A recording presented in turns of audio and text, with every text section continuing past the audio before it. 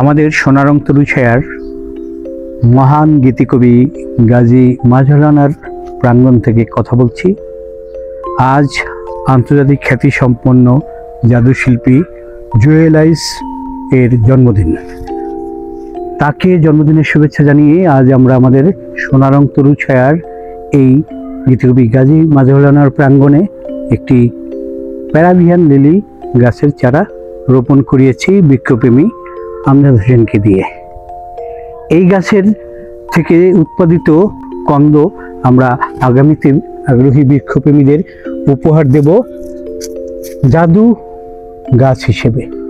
জাদু বৃক্ষ রূপিত হলো আজকে মহান জাদুশিল্পী বীর মুক্তিযোদ্ধা জুয়েল আইচকে অভিনন্দিত করে তার আরও সাফল্যময় সুস্থ জীবন কামনা করছি।